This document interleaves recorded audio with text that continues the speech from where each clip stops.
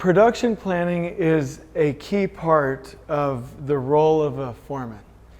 And that can take a number of different forms, right?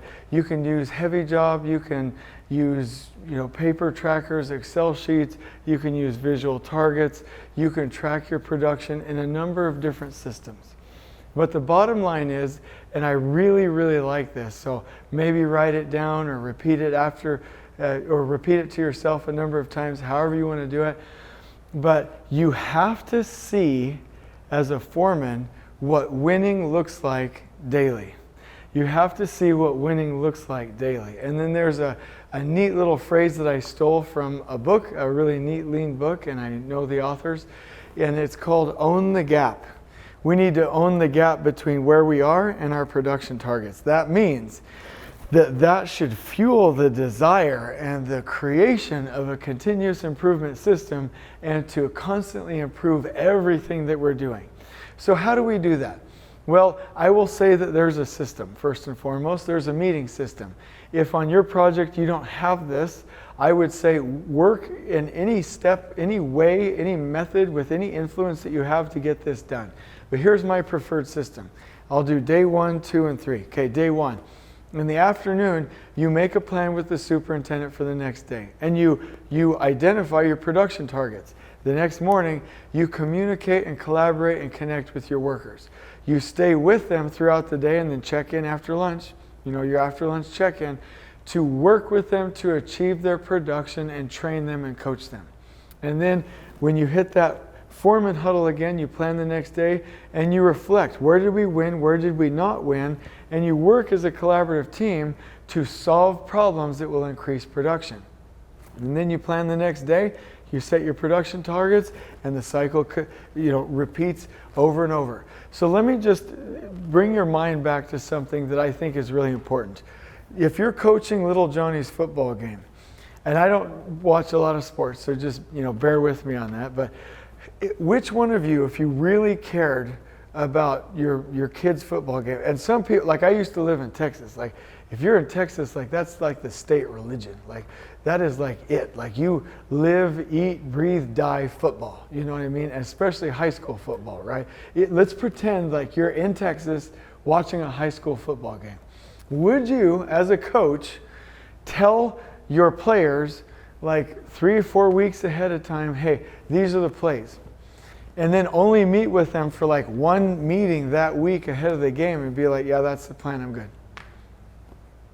And then they just go play the game. What? Like, there's no way. There's no way.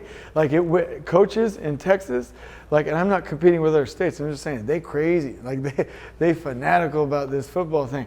Like, they're like, let's study the tapes from last year. We're going to craft all of our plays. We're going to make a playbook. We're going to like publish it as a book. It's going to have graphics. I'm picking the best players. I'm going to recruit from other towns. I'm going to like hire prisoners to come in and play in my football game. Like they're scripted. We're meeting every week. We're doing 2-a-day practices till like the players throw up. We're going to huddle every morning. Like we're talking about it. And then the day before, we're doing a pregame practice and we huddle and we watch the tapes and we coach. Then the day of pregame huddle. And then I'm coaching from the sidelines. And then we call a timeout. And then it's halftime.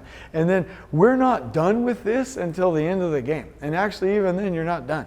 Like, even after the game, you're still coaching the people. That's how you coach a winning team.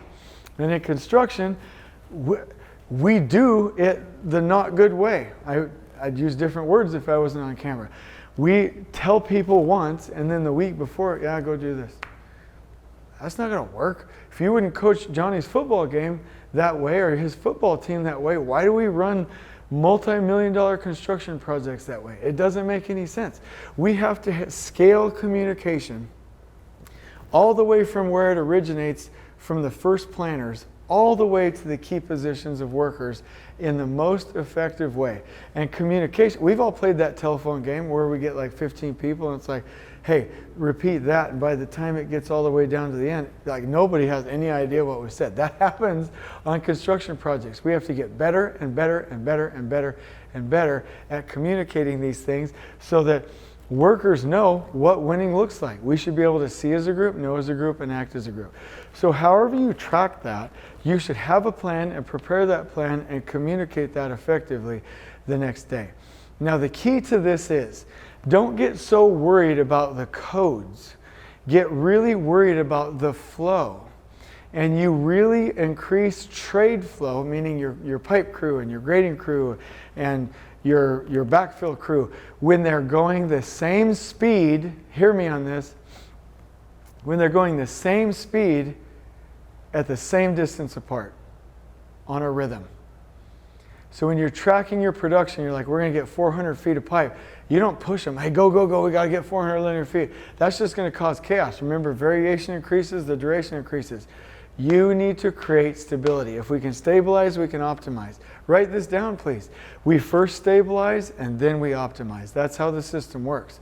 So make sure that we are focusing on that consistency, that pace, that distancing between crews, and that rhythm. And if you do that day in and day out, you can see what was our target and where are we right now, and you own the gap. Now you don't own the gap by then pushing, adding manpower, adding materials, and pushing. You own that gap by removing roadblocks, by solving problems, by optimizing bottlenecks, by removing constraints, by getting agreements from other contractors in a stable meeting system where we're able to have a group of highly engaged people solving problems together. And so if you track your production, it will drive continuous improvement so that you can win more and more every day together as you see as a group, know as a group, and act as a group, and own that gap by creating flow.